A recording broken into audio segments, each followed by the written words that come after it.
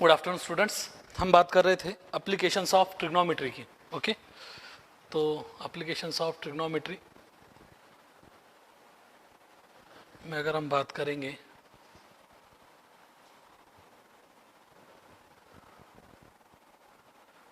ठीक है, एक minute.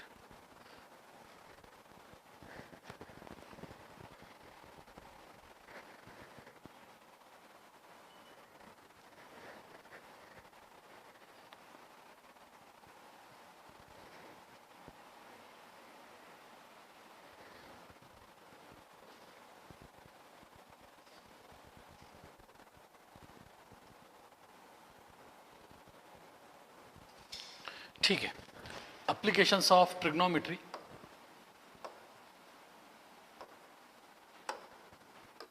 Okay, applications of trigonometry के कुछ क्वेश्चंस हमने ले लिए थे। Applications of trigonometry, trigonometry, lecture 8 I think so ये हमारा। और एप्लीकेशंस ऑफ ट्रिग्नोमेट्री मतलब सिंपली इसके वर्ड प्रॉब्लम्स हैं। और वर्ड प्रॉब्लम्स मैंने बताया था कि आपको किन बातों का जानना ज़रूरी है। तो पहली बात, एक तो 30, 60 डिग्री, 90 डिग्री, राइट। पहला पार्ट ये था कि 30, 60 डिग्री, 90 डिग्री थ्योरम आपको पता होना चाहिए, राइट। मीन्स अगर एक 30 डिग्री एंगल है, एक 60 डिग्री एंगल है और एक 90 डिग्री एंगल है, और हम अगर हाइपोटेन्यूस सपोज करो x लेते हैं, तो opposite of 30 is x/2 and opposite of 60 degree is √3/2 times of x। ये एक पार्ट। सेकंड पार्ट 45, 45, 90 डिग्री, ये भी पता होना चाहिए। मानकर चलते कि हमारे पास में एक राइट एंगल ट्रायंगल है, आइसोसेलेस राइट एंगल ट्रायंगल भी कहते हैं इसे।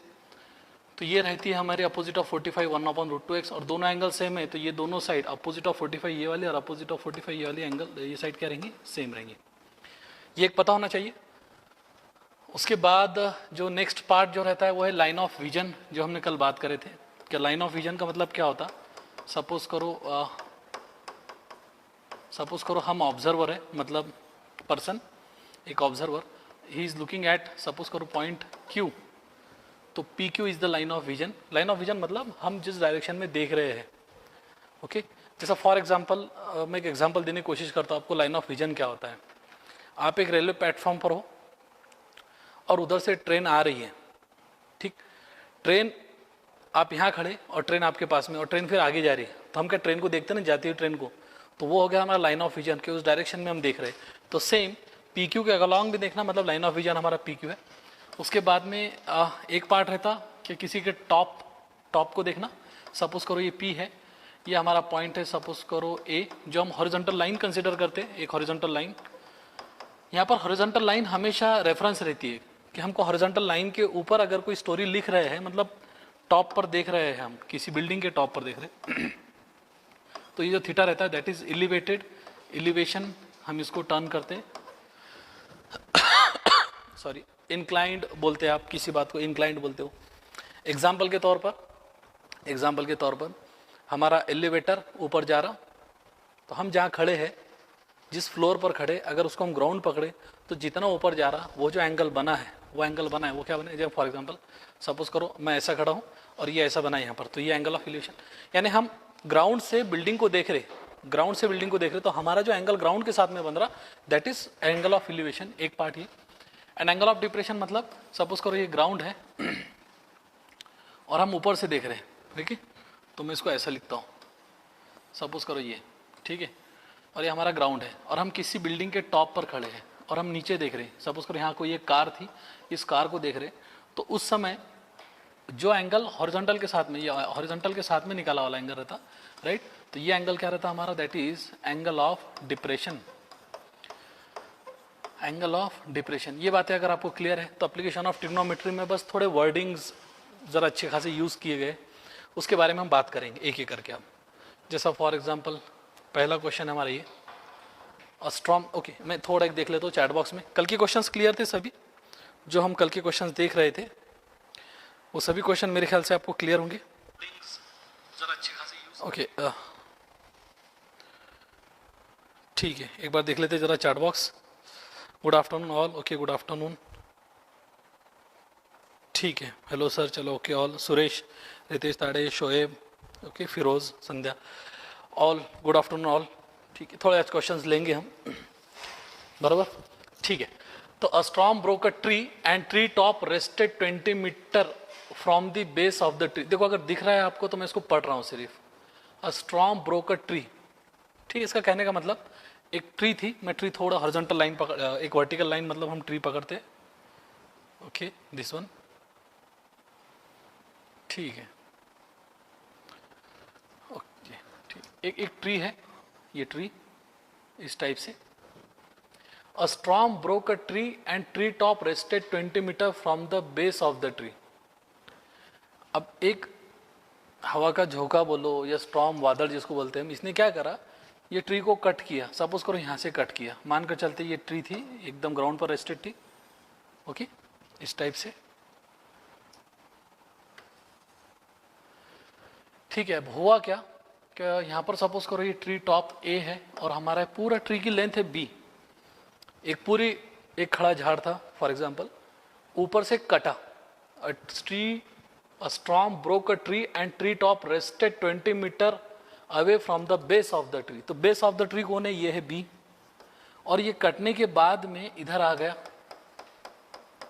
ये देखो कटने के बाद में, यानी ये जो मैं बोलूँगा, ये जो हमने निकाले अभी, ये क्या है हमारे पास में, ये जो हमने निकाले अभी dot dot dot dot dot dot, ये क्या हो, कटा हुआ झाड़ है, ये इस टाइप से, ठीक है, ये वाला, and it is rested, I think this one rested 20 metre away from the base, यानी यहाँ पर आके ये रेस्ट हुआ, ये जो कटा हुआ पार्ट। अब मुझे एक बात बताओ, सपोज करो मैं इसको C बोलता हूँ और इसको D बोलता हूँ, ओके इज दैट क्लियर? देखो बात जम रही है क्या, तो ठीक है, हाँ तो थोड़ा इसको अब ले लेते हैं, तो ऐसा इस टाइप से क्या हुआ, एक झाड़ था, वो झाड़ का ट्री टॉप कट हुआ यानी झुक गया।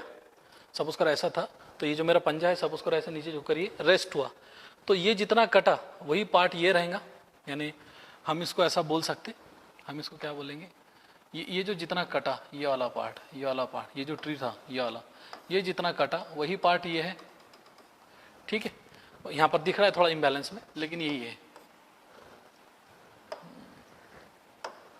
ओके दिस पार्ट, ये ट्री का टॉप हवा से कटा और ये बन गया। मतलब ऐसा बोल सकते हैं हम कि सपोज करो ये हमारा ए है, तो A C is equals to C D, इसमें कोई डाउट नहीं है, समझ में आ रहा कि खड़ा खड़ा झाड़ था, हवा आई, हवा की वजह से इसको ऊपर का पार्ट कटा, ठीक है, और वो आके नीचे झुक गया, मतलब ऐसा इंक्लाइंड होकर ऐसा गिरा, है ना, गिरा। अब क्या बोल रहा है आगे ये बोल रहा है 20 metre away from the base, तो बेस तो यही रहेगा, 20 मीटर ग्राउंड से हम ले लिए, making an angle of 60 degree with the horizontal. अच्छा अब ये एक बात समझना ये पड़ेगा कि जो ट्री टॉप गिरा वो नीचे आके रेस्ट हुआ और उसने हॉरिजॉन्टल के साथ में कितना एंगल बनाया, 60 डिग्री, दिस वन। तो ज्यादातर हम डील क्या करते, 30 60 90 में ही करते, मैं बार बार रिपीट कर रहा हूँ, ये 60 डिग्री, तो ये हमारा ट्री टॉप तो स्टैंडिंग है, okay. Find the height of the tree, height of the tree मतलब आपको निकालना क्या है, आपको निकालना ये वाला पार्ट, सिंपल है, this part is basically your height. अब मुझे एक बात बताओ, क्या अगर ये हमारा 60 डिग्री है तो 100% ये एंगल हमारा कितना रहेगा, 30 डिग्री, ये एंगल हमारा कितना रहेगा, 30 डिग्री, ठीक। हम क्या कर सकते हैं यहाँ से, देखो 2-3 वे इसको सॉल्व करने के, अगर मैं कंफर्टेबल हूँ, okay good afternoon all, okay चलो भूपेंद्र, ओके आपका मेरे ख्याल से आंसर मैंने किया था, एक क्वेश्चन था आपका क्वाड्रेटिक इक्वेशन का, राइट, ओके। संजना रमेश थोड़ा लेंगे आज हम, बराबर, आज हम कुछ क्वेश्चंस लेंगे, क्योंकि कल मेरा डेट बर्थडे भी है, तो आप एडवांस में हैप्पी बर्थडे अभी बोल दो, कल शायद हम कंटिन्यू करेंगे या नहीं करेंगे, आज हम इसको ख़त्म कर देंगे 2 अक्टूबर। अच्छा अब इसको निकालने के, सॉल्व करने के 2-3 वेज हैं। पहला वे तो ये है कि opposite of 30 is half of hypotenuse रहती है, तो इसका मतलब ये अगर 20 है तो 100% ये 40 रहेगा, करेक्ट है। Opposite of 30 is half of hypotenuse, तो अगर अपोजिट ऑफ 30 20 है, ये हाफ रहेंगी इसकी 40 की। दूसरी बात, अगर ये 40 है तो हम क्या बोलेंगे, सी बी, यानी सी बी, ये जो साइड है, ये साइड कितनी रहेंगी, √3/2, यानी √3/2 times of hypotenuse, that is 40, तो √3/2 मतलब कितना आ गया, ये 20, दैट इज 20 √3। अब मुझे एक बात बताओ, क्या, ओके सी बी आ गई हमारी कितनी, ये वाली हाइट कितनी आ गई 20√3, ये 20√3 है। ये सी डी और ए सी सेम है, हमको चाहिए ए बी की हाइट, ए बी तो हम क्या बोलेंगे A B is what A C plus का C D, right, is equals to, मैंने पहले ही बता दिया कि ए सी और सी डी सेम रहेगा। क्यों सेम रहेगा, अरे खड़ा झाड़ था वो कटा, वो कटने के बाद में क्या हुआ इंक्लाइंड होकर, ये खड़ा झाड़ था ये इतना कटा हाथ मेरा और वो जाके क्या ग्राउंड पर रेस्ट हो गया, यानी ये जो पार्ट था ये वाला पार्ट बेसिकली कटने के बाद में ऊपर का टॉप कटने के बाद में यहाँ पर आकर लेट गया इस पर एलिवेशन, और वो एंगल 60 डिग्री बना। तो हम बोलेंगे हमारा ए सी और सी डी सेम रहेगा, ए सी और सी डी सेम रहेगा, हमने सी डी निकाल लिए, सी भी निकाल लिए। अब टोटल ए बी क्या रहेगा, टोटल ए बी मतलब ये हाइट इसको क्या बोलते हैं हम, height of the tree, height of the tree that is A B is equals to A C plus C D. तो A C plus C D, A C plus C B, A C plus C B, C B है हमारे पास में, सी B है हमारे पास में, ठीक है, ये ए सी प्लस सी बी है, राइट। और ए सी की मीनिंग क्या है, ए सी की मीनिंग क्या है, ये ए सी मतलब सी डी था, तो हम यहाँ पर बोल सकते हैं that is C D plus का सी बी, और सी डी की वैल्यू ऑलरेडी हम 40 निकाल चुके, and C B is what 20√3, इसमें से 20 भी अगर कॉमन निकाले हमने तो 2 + √3 metre, that is height of the, देखो थोड़ा समझा क्या कि मैं इसको रिपीट कर दूं, अच्छा मेरा बोलना गलत हो गया क्या, ओके हैप्पी बर्थडे वाले चालू हो गए, ओके बराबर, चलो थैंक यू। एक्चुअली हम आज कंटिन्यू कर रहे, थोड़ा ज़रा I met with an accident, थोड़ा लिटिल बिट, तो उसकी वजह से फिर भी हम कंटिन्यू करेंगे, जितने क्वेश्चंस हमारे हो पाए बिल्कुल उतने क्वेश्चंस हम कंटिन्यू करेंगे, डोंट वरी, ओके ठीक। अब हो क्या रहा है, चलो thank you in advance also.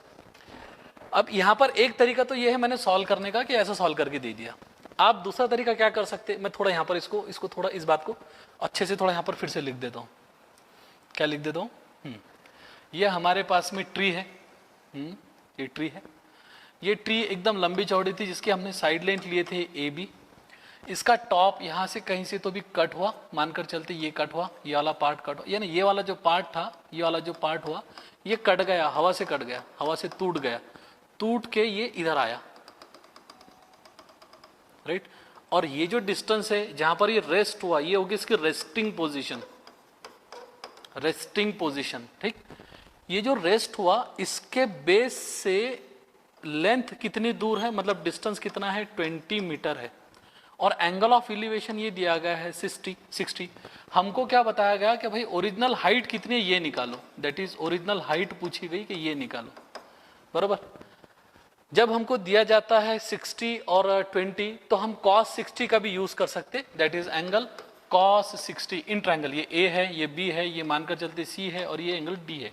cos 60 is equals to, cos 60 कितना रहता है, cos 60 की वैल्यू रहती है adjacent side upon hypotenuse, okay. cos 60 की वैल्यू कितनी है आपकी, cos 60 कितना रहता है 1/2, sin 60 कितना रहता है √3/2, हमने वैल्यूज देखी, is equals two adjacent side कौन है 20 अपॉन हाइपोटेनियस, सपोज कर हाइपोटेनियस है हमारा CD, क्रॉस मल्टीप्लाई करेंगे, CD आ गया आपका 40 मीटर, ऐसा भी कर सकते हैं आप, CD आ गया आपका 40 metre, if this is CD 40 metre, okay ठीक है, CD 40 मीटर आ गया, मतलब दूसरा वे सॉल्व करने का, अगर ये 40 मीटर आ गया, मानकर चलते 40 मीटर आ गया, तो फिर हम बोलेंगे ये एंगल तो आपका 30 डिग्री है, ओके।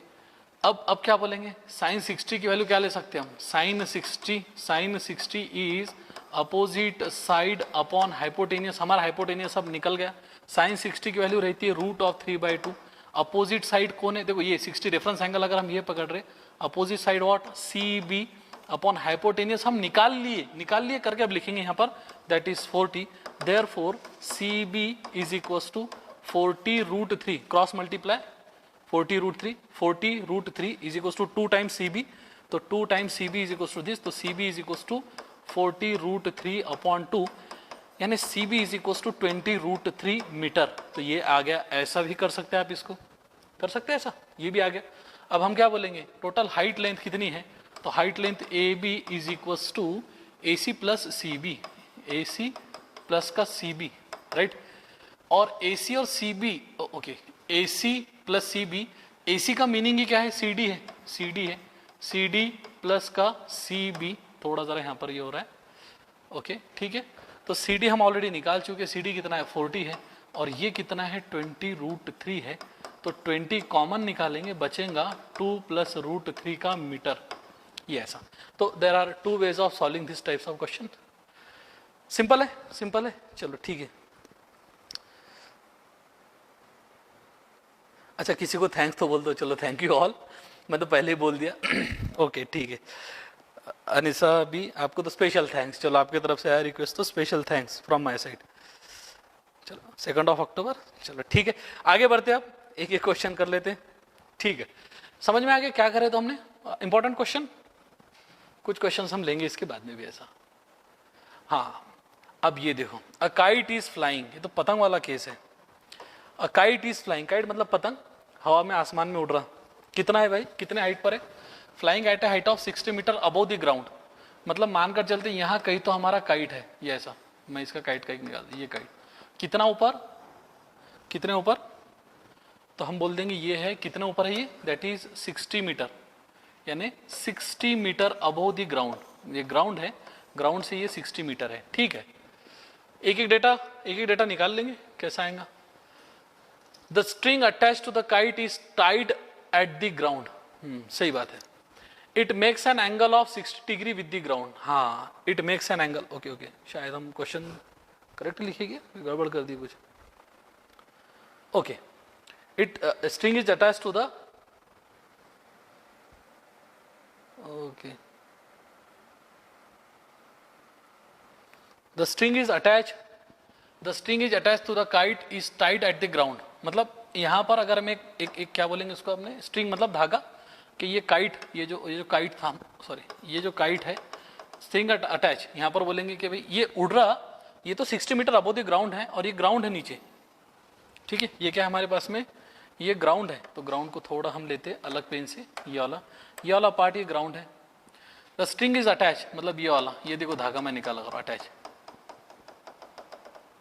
ठीक है। द स्ट्रिंग, ये स्ट्रिंग हो गया हमारा, ये स्ट्रिंग हो गया, string attach to the ground. आपने उड़ाए होंगे पतंग कभी, ऐसा खींचते ना, ऐसा पतंग खींचते, तो यहाँ पर अगर हम है तो ऐसा पतंग उड़ रहा है, और हाइट हमेशा परपेंडिकुलर रहती है, किसी की भी मेजर करने के लिए तो हम हाइट हमेशा परपेंडिकुलर, ये स्ट्रिंग लेंथ अलग और ये हाइट अलग, ये अलग चीज रहती है, ठीक है। और क्या बोल रहा है, it makes an angle of 60 degree with the ground, ये इंपॉर्टेंट है कि जो स्ट्रिंग है वो ग्राउंड के साथ में 60 डिग्री बना रहा है, मतलब ये 60 डिग्री है आपका, ये बोल रहा है ना, ये देखो ये ग्राउंड है, ये ग्राउंड है, ये जमीन है हमारे यहाँ पर, ओके ठीक है।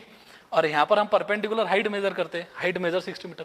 It makes an angle of 60 degree with the ground assuming that the string is straight. इसका मतलब क्या मालूम, कि आपका धागा झोल नहीं खा रहा, नहीं तो कैसा होगा, ऐसा लहरी बहरी धागा रहेगा, ऐसा कभी पकड़ा आपने तो फिर आपका उसका आंसर नहीं निकाल पाओगे ना, सब धागा तो ऐसा रहता, अपना स्ट्रिंग जो धागा अपना ऐसा रहता, ऐसा नहीं लेना है। Assuming that the string is straight, मतलब ये आपका स्ट्रिंग जो है वो स्ट्रेट है, स्ट्रेट स्ट्रिंग ये, और उसने हॉरिजॉन्टल ग्राउंड के साथ में कितना एंगल बनाया, हॉरिजॉन्टल ग्राउंड के साथ में, अगर आपको दिख नहीं रहा तो मैं इसको थोड़ा मार्क कर देता हूं, उसने कितना एंगल बनाया 60 degree with the ground, this point is to be noted, right.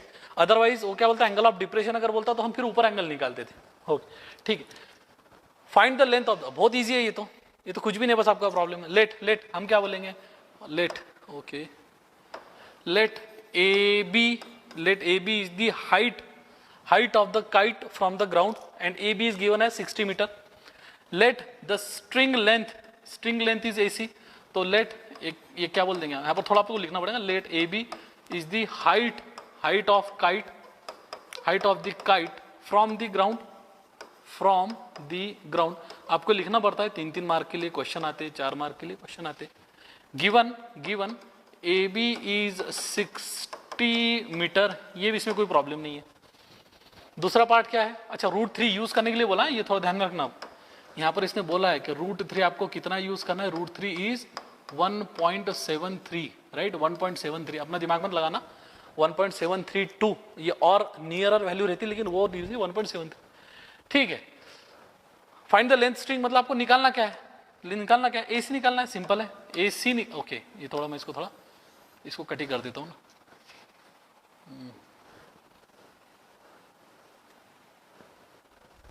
ठीक है, आपको निकालना क्या है, ए सी निकालना है, यानी हमारे पास में पूछा हुआ क्या है, स्ट्रिंग लेंथ ए सी, ये निकालना है। कोई बात नहीं है, अगर ये 60 है, हमारे पास में क्या रहता है, साइन 60 अपोजिट। देखो जो साइड दी गई है वो 60 के अपोजिट है, तो हम क्या बोलेंगे यहाँ पर, वी कैन यूज साइन 60, यानी sine 60 is opposite side upon hypotenuse, right. Sine 60 की वैल्यू आपको पता होना चाहिए, √3/2 is equal to opposite side. इस रेफरेंस एंगल की अपोजिट साइड है ए बी, जो कि गिवन है, तो हम बोलेंगे ए बी, और hypotenuse is what, A C, hypotenuse is what, A C. तो A B is given, okay, A B is given that is √3/2 is equal to 60 upon A C. Cross multiply कर लेंगे, cross multiplication पता है ना, √3 times A C is equal to 60 into 2, okay, that is A C is equal to 120 upon √3। यहां पर बहुत से बच्चे गड़बड़ करते हैं, मैं थोड़ा आपको बता देता हूं कैसे। ओके चलो ठीक है, अच्छा बर्थडे केक लिया का, चलो थैंक यू, लाइक ठोक कर दो फ्रेंड्स। अच्छा चलो ठीक है, very much, thank you very much. Okay, वो मैंने इसलिए बता दिया आपको, शायद कल लेक्चर रहे ना रहे, पॉसिबल केस में हम 100% 99% लेक्चर लेंगे, और नहीं तो फिर आज ही बता दिया, चलो कोई बात नहीं। अब देखो यहाँ पर आप गड़बड़ करते, बच्चे क्या करते हैं यहाँ पर, देखो मैं बताता हूँ आपको। यहाँ पर एक गड़बड़ ये करते कि सर √3 बोला गया ना, तो एक लिख देते आप डायरेक्टली 120 अपॉन √3 का मतलब 1.73। ऐसा मत करना, मतलब क्यों बोल रहा हूँ मैं, ऐसा मत करना, क्योंकि आप इसको डिवाइड करने में आपकी परेशानी हो जाएंगी। मेरी कोई प्रॉब्लम नहीं है, मैं इसको 6 से डिवाइड करूंगा, राइट, फिर बाद में, लेकिन आप ऐसा मत करना। ऐसा करेंगे ना तो आपका टाइम जाएगा, कितना टाइम जाएगा पता है, आपका टाइम जाएगा कम से कम, आपका टाइम जाएगा यहाँ पर कम से कम 2 से 3 मिनट चला जाएगा ये करने को। ऐसा मत करना, कैसे करना, 120 है, √3 है, तो 120 इंटू √3 कर देना, नीचे ये √3 है, √3 इंटू √3 कर देना, सही है। हमने क्या करे, एडिशनल √3 से मल्टीप्लाई करे। एक्चुअली इस पार्ट को बोला जाता है आपने रैशनलाइजिंग डिनोमिनेटर करे, आपने 9th में पढ़े होंगे रैशनलाइजेशन। हमको स्क्वायर रूट डिनोमिनेटर से हटा देना है ताकि कैलकुलेशन इजी हो जाए। तो अब हुआ क्या, 120 √3 अपॉन √3 इंटू √3, ये डिनोमिनेटर का मल्टीप्लीकेशन इज 3, फिर क्या होगा, 3 1 जार 3 4 जार, तो 40 इंटू 1.73, राइट। अब 40 इंटू 1.73 इसका मतलब 4 इंटू ये एक डेसिमल उधर सरका देना, 17.3 है ना। हमने 40 का एक जीरो एक डेसिमल इसको दे दिए, 1.73 था तो 17.3। अब इसका मल्टीप्लीकेशन कितना आएगा, 69.2। ये आंसर आएगा आपका, शायद मीटर में है ना, सब कुछ मीटर में दिया गया है शायद, हाँ, that is A C is what 69.2 metre. तो this way of doing calculation is absolutely wrong. Actually it is given in the book that you can solve like this, but don't do, please don't do। ये आपका time खा लेगा, ये हमको जहां 3 minute लग रहे वहां पर हमारा हार्डली 15 सेकंड में आंसर आ जाता, हमारा टाइम बच जाता, हमको ज्यादा टाइम मिलता, राइट। 69, therefore स्ट्रिंग लेंथ कितनी भैया, स्ट्रिंग लेंथ इज 69.2 मीटर। देखो समझा क्या, ये यहाँ पर ये पॉइंट थोड़ा नोट करना है, आप नोट कर लो इसको, ये ऐसा मत करना आपने, ऐसा मत करना, ओके, बोल रहा है ना। हमने 1.73 यूज करे, लेकिन कब यूज करे, सबसे लास्ट में यहाँ पर, ठीक। थोड़ा स्क्रीनशॉट वगैरह निकालना है, निकाल सकते हैं आप इस टाइप से। इज दैट क्लियर, ओके चलो थैंक यू, करेक्ट है, ओके ठीक। आगे बढ़ते हैं, कुछ क्वेश्चंस और अगर हमारे पास में होंगे तो, ओके ठीक है, लेते हैं कुछ क्वेश्चन। डन, ठीक, आगे बढ़ते हैं। ये कल लिए थे क्या हमने, आई थिंक सो, शायद कल लिए थे लगता हमने, चलो कोई बात नहीं, हाँ इस टाइप का कुछ लिए थे। From the top of the light house, अरे वाह, लाइट हाउस, एक व्हाइट हाउस है एक लाइट हाउस है, क्या बोल रहा है, from the top of the light house an observer looks at the ship. ये एक टॉप है किसका, लाइट हाउस का। सपोज करो ये एक लाइट हाउस है हमारे पास में, ये एक लाइट हाउस है, ठीक है। एक्चुअली आपको डायग्राम ऐसे नहीं निकालना है, आपको डायग्राम ऐसे नहीं निकालना है, आपको सीधा सीधा ऐसा निकालना है, from the top of the light house, मतलब ये ऐसा, ये एक लाइट हाउस है, जो भी होगा लेंथ इसकी जो भी होंगी उसके बारे में अभी तो कुछ नहीं है। तो ये पार्ट जो है that is top of the light house, एक लाइट हाउस है।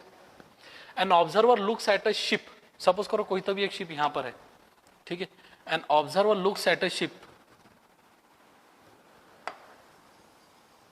ठीक है, यहां पर कोई तो एक शिप है मानकर चलते, राइट।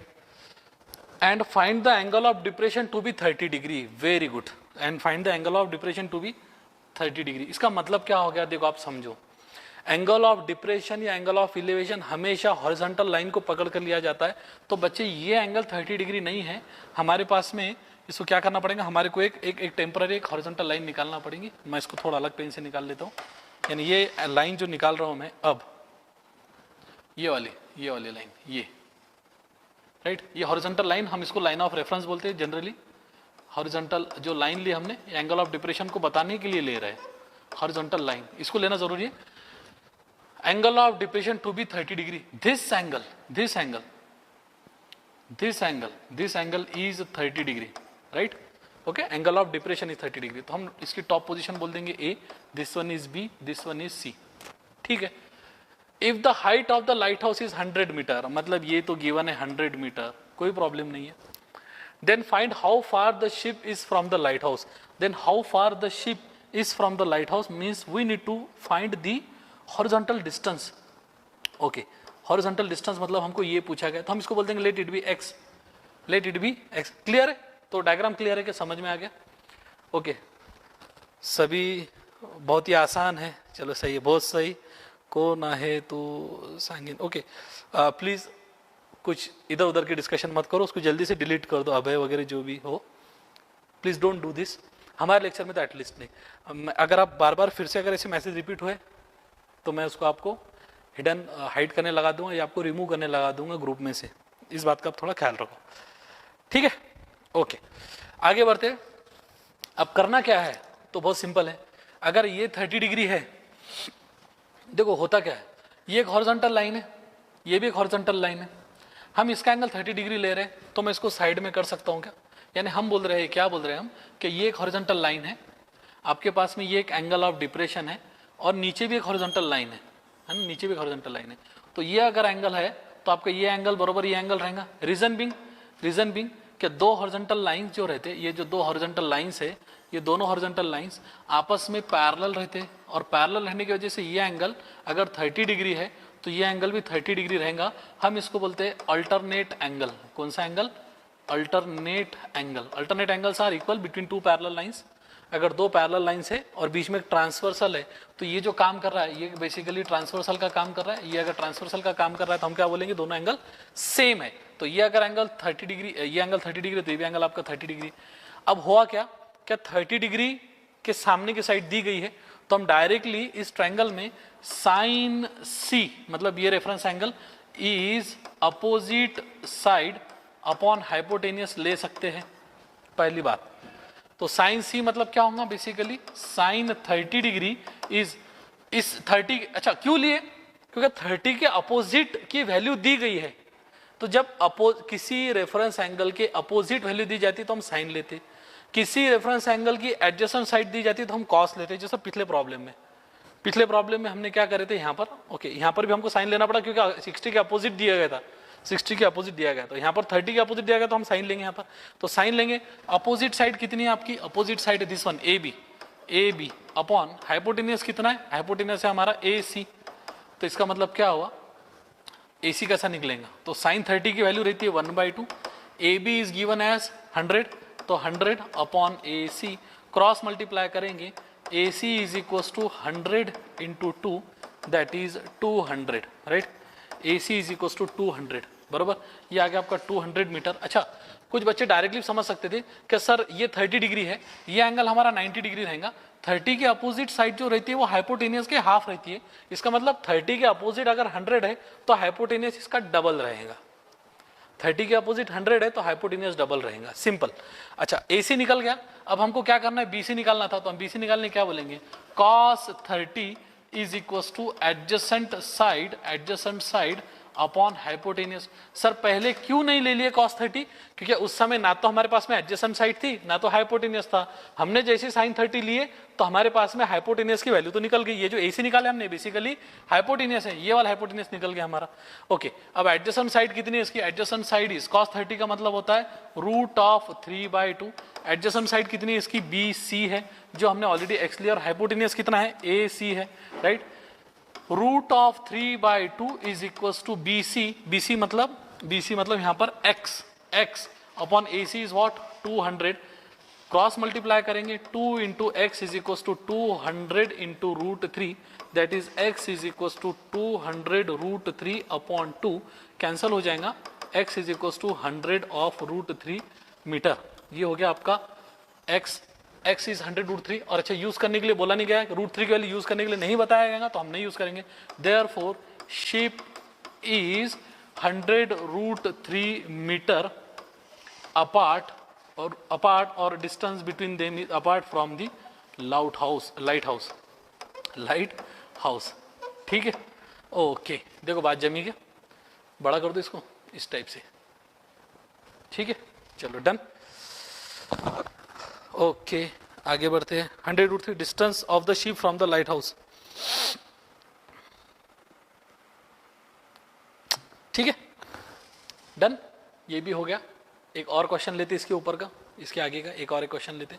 क्या बोला गया, 2 buildings are in front of each other on a road of width 15 metres. ये हमने ऑलरेडी देख चुके थे, फिर भी मैं एक बार रिपीट कर देता हूँ। मतलब इस टाइप का क्वेश्चन देख चुके थे हमने। 2 buildings are in front of each other. Okay, थोड़ा पढ़ने में अगर दिक्कत है, ठीक है।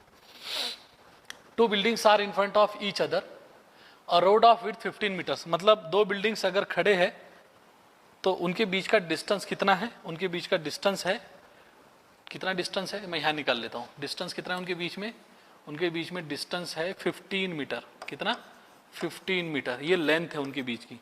मतलब पहली बिल्डिंग यहाँ खड़ी होंगी, दूसरी बिल्डिंग आगे खड़ी होगी।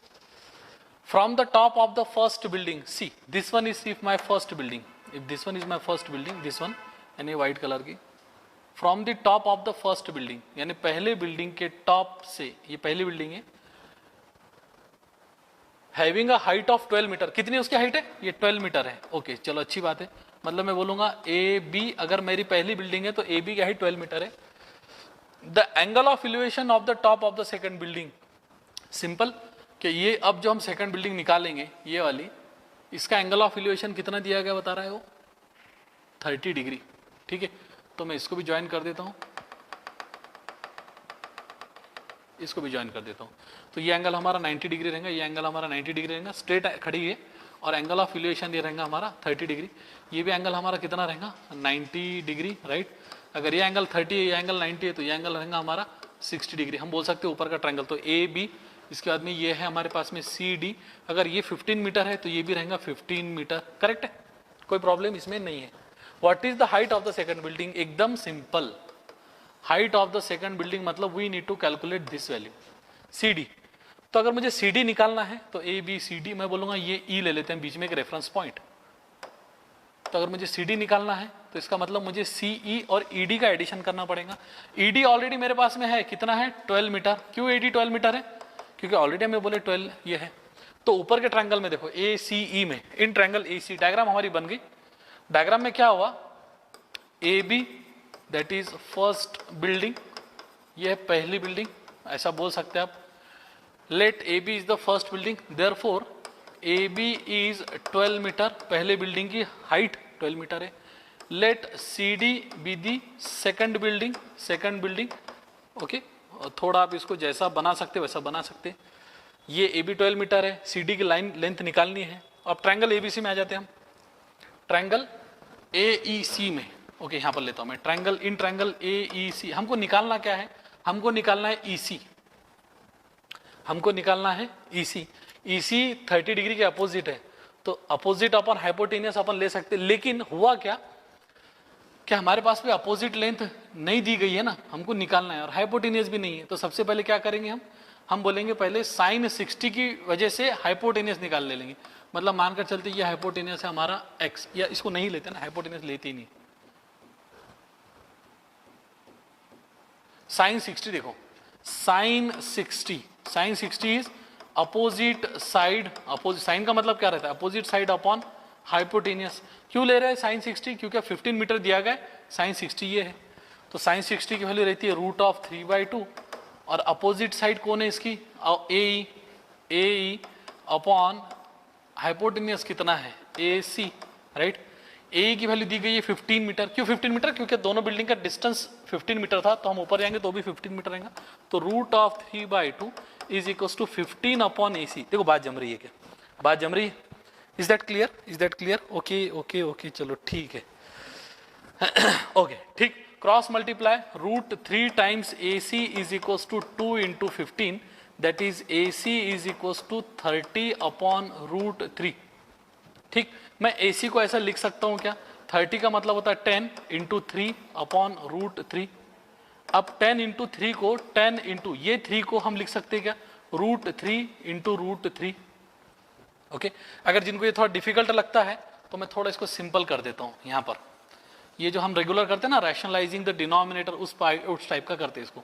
तो 30 इंटू √3 अपॉन ये तो √3 था इंटू √3, यानी ये पार्ट हमने रैशनलाइज करा, ये डबल लिखे हमने, ऊपर भी √3 नीचे भी √3। क्यों लिखे, क्योंकि नीचे का √3 इंटू √3 क्या हो जाता है, ऊपर हो गया 30 √3 और नीचे √3 इंटू √3 बना 3, फिर 3 1 जा 3 10 जा, तो AC इज इक्वल टू 10 √3। ये वैल्यू हमारी निकल गई, किसकी निकली, AC की। लेकिन हमको AC नहीं चाहिए ना, हमको क्या चाहिए, AC आ गया हमारा 10 √3 दिस वन, ये वैल्यू हमने ऑलरेडी अब निकाल चुके, ये निकाली निकाल चुके हम। AC की वैल्यू कितने आ गई हमारी 10 √3 मीटर। हमको चाहिए था CE। अब बोलेंगे हम sine 30 is equal to opposite side upon hypotenuse. सब साइन कॉस का ही काम है। साइन 30 हमारी वैल्यू रहती है 1/2, स्टैंडर्ड एंगल की वैल्यू 1/2 है। अपोजिट साइड कितना है इसका, CE है, अपॉन हाइपोटेनियस हमने AC निकाल लिया ऑलरेडी, कितना 10 √3। क्रॉस मल्टीप्लाई करेंगे तो 2 टाइम्स CE यानी इज इक्वल टू 10 √3। इसको इससे मल्टीप्लाई कर दो और इसको इससे मल्टीप्लाई कर दो, ठीक है, कर दिए क्रॉस मल्टीप्लाई हमारा, तो CE is equal to 10 √3 upon 2, that is 5 √3। तो CE आ गया 5 √3 मीटर। CE आ गया हमारा, ये वैल्यू आ गई हमारी 5 √3, ये हमने निकाल ली, और नीचे की वैल्यू 12 है, तो टोटल हाइट कितने आ जाएंगी, CD, total height CD, therefore total height CD is equal to CE plus ED, CE की value is 5 √3 metre plus ED की हाइट इज आई थिंक कितना है 12 मीटर। ठीक, तो 5 √3 प्लस 12 होल ब्रैकेट का मीटर। यहाँ पर एक बात आप ध्यान में रखो कि यहाँ पर ये मीटर लिखना कंपलसरी है। अगर हमने मीटर नहीं लिखे तो आपका 1 मार्क जाएगा। If this question is for 4 mark, okay, if this question is for 4 mark then 1 mark is reserved for unit, यानी आखिरी में जो आता है ना 1 मार्क उसके लिए रिजर्व रहता है। समझ में आ रहा है? देखो जम गया, यस सर, चलो ठीक है। अमान जो भी प्रोनाउंसिएशन होगा। विनोद एकदम रेगुलर है बेटा, आप भी। शगुफ्ता यास्मीन शायद नई ज्वाइनिंग है। संकेत, लियाकत हुसैन, संदेंगड़े क्लियर है, ओके। सिद्धांत एंड ऑल, और सभी के सभी, ठीक। अब आगे बढ़ते नेक्स्ट क्वेश्चन की तरफ। अच्छा, क्वेश्चन खत्म। कुछ क्वेश्चंस हमको इसमें लोड करना पड़ेंगे, क्योंकि इसको लिखना तो थोड़ा पॉसिबल नहीं है, ठीक है। थोड़ा आज के दिन हम जरा होल्ड कर लेंगे, कल एक क्वेश्चन और लेंगे। अगर कुछ छोटे क्वेश्चंस हमारे पास में NCERT बोर्ड के अगर मिलते हैं, मतलब जहां पर एप्लीकेशंस ऑफ ट्रिग्नोमेट्री में देख लेते, अगर होंगे तो कंटिन्यू करेंगे।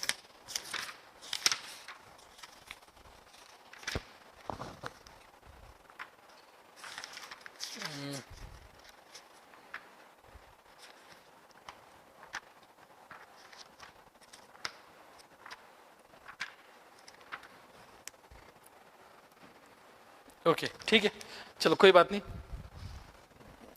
ठीक ठीक ठीक। तो थोड़ा वेट कर, आज के दिन थोड़ा होल्ड कर लेते कुछ क्वेश्चंस, कल और एक लास्ट लेक्चर कर लेंगे ट्रिग्नोमेट्री का। उसमें क्या करेंगे, पहले 15 मिनट में पूरा ट्रिग्नोमेट्री में एक बार रिवाइज करूंगा, यानी कहाँ से हमने शुरू करे थे, पहले 15 मिनट, फर्स्ट 15 मिनट्स ट्रिग्नोमेट्री की शुरुआत कहाँ से हुई थी, आइडेंटिटीज कौन से लिए थे, वैल्यूज कैसे लिए थे, 30 60 90 का थ्योरम, 45 45 90, थोड़ा फास्ट रिकैप एक 15 minutes, it will take 15 minutes around. फिर उसके बाद में वर्ड प्रॉब्लम्स में किन बातों को ध्यान में रखा जाता है। वर्ड प्रॉब्लम्स मेरे हिसाब से सिंपल है, 4 मार्क की ईजी है, आपको सिर्फ फ्रेम सही से करना पड़ता, फ्रेमिंग थोड़ा अच्छा होना चाहिए, क्या एंगल ऑफ इलिवेशन कब ले रहे, एंगल ऑफ डिप्रेशन कब ले रहे, और वर्ड प्रॉब्लम्स में एक एक जैसा वो इनपुट देते जा रहा वैसा वैसा हम प्रॉब्लम में पुटअप कैसा कर रहे, ये बातें अगर आप अच्छे से डील कर पाए तो फिर एप्लीकेशंस ऑफ ट्रिग्नोमेट्री ये आपके 4 मार्क 3 मार्क 4 मार्क फिक्स्ड है। जहाँ पर बच्चे जनरली डरते, मेरा थोड़ा एक ऑब्जर्वेशन है कि एप्लीकेशंस ऑफ ट्रिग्नोमेट्री के कुछ स्टूडेंट्स है जो बाद में क्लास छोड़कर दूसरे क्लास से ज्वाइन करते या आते हैं तो बोलते सर हम वो एप्लीकेशंस ऑफ ट्रिग्नोमेट्री में हमारी गड़बड़ हो गई। मेरे ख्याल से हमने बहुत अच्छे से लिए, उसमें आपको प्रॉब्लम नहीं आना चाहिए। आज के दिन थोड़ा होमवर्क दे दो, कल हम कंटिन्यू कर लेते इसको, कल होमवर्क भी दे देंगे। और सभी को thanks in advance for your birthday wishes. पता नहीं कौन कहाँ से कौन है क्या है, लेकिन फिर भी सब अननोन्स है अभी हमारे लिए, लेकिन हम जुड़ पाए चैट बॉक्स से, तो यूट्यूब वालों को थैंक यू स्पेशल कि चैट बॉक्स से एटलीस्ट हम थोड़ा कनेक्ट तो हो रहे हैं, पता तो चल रहा है मुझे कौन से बच्चे देख रहे हैं, कौन कौन है। ओके, और स्पेशल थैंक्स उन बच्चों को जो डिसलाइक अपने वीडियोस को डिसलाइक करते हैं, पता नहीं कौन है, मोस्ट प्रोबेबली स्टूडेंट साइड से तो मुझे नहीं लगता कोई होगा, ऐसा रहता है रैंडमली, तो वो होगा, वो पता नहीं कौन है, राइट। तो विल सी टुमारो। सभी को जो बर्थडे विशेस वाले जिन्होंने करे उन सभी को इन एडवांस मेरी तरफ से थैंक यू। ऑफलाइन में रहते थे तो कुछ करते थे, केक वगैरह जो भी है, right. Will see then in next class. चलो ठीक है, बाय बाय।